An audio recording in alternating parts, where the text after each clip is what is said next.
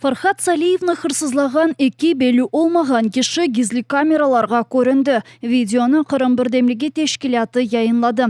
3 ноябрь күнү саат 7:50 эки белүү олмаган киши Ярошенко сокагы 20 адресинде булунган эвге кырды. 8:30 тышары чыктылар. Оларнын берабер 22 жашындагы Кырым татары бар эди.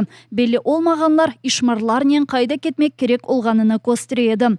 Салиевнын анасы Лимара Сейдалиеванын билдиргенине көрө 20 күнден соңра Фархаттын кайда болганы али да белли дегил. Рус ишгалчылары исе аризаларга эч бир шекилде жооп бермей. Кадындын фикринче видеолордоки эки адам ФСБ хадимлеридир. Фархат Салиевден гайры онун меслектеши Сервер Алиевны да хырсызладылар.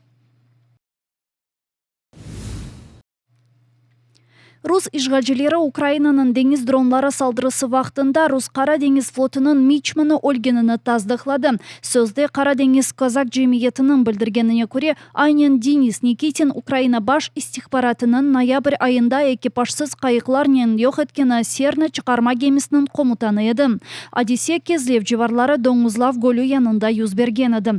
Украина истихбаратынын маалыматларына көрө, кемеде руслардын зырхлы тежизатлары, хусусан БТР-82 де бар эди. Рус ишгалчылары салдыраларынын насыл болгонуну гизлемеге тырыша. Дегендерине көрө, Никитин Сернаны куртармага тырышкан. Бу себептен өлген соңра жасырет мукафаты эле тагдирленди. Мичман Никитинни башка сөздө муафакыйетлеринен де кайдеттилер. Хусусан сөздө Кырым кайтарылуунда да иштирак эткен.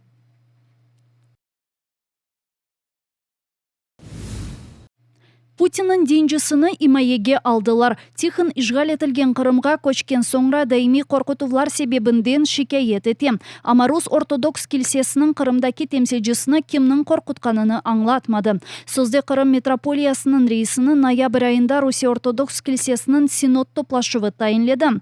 Bundan evvel o Rus teşvikatlarını kеңлештирип, ачык шекилде Русиянын Украинага каршы жеңкини дестеклейди. Ишгал этилген Кырымда исе талебелерге ватанперверлик тербиесинен тесир этмеге тырыша. Бунен берабер Рус ишгалчы мудафа назирлигинен берабер Херсонес коргунда инша ишлеринен окурашып, антик барлыкны Рус Меккесине чевермеге истей. Чекип алдылар, йыктылар, шымды исе тамирлемеге ниетленелер. Кырымнын ишгалчы рейси Сергей Аксенов ишгалден эвел Милли Межлисинин офиси болгон Ахмеджиттеки Шмидт сокагындаки бинаны тамирлеме эмирини берди.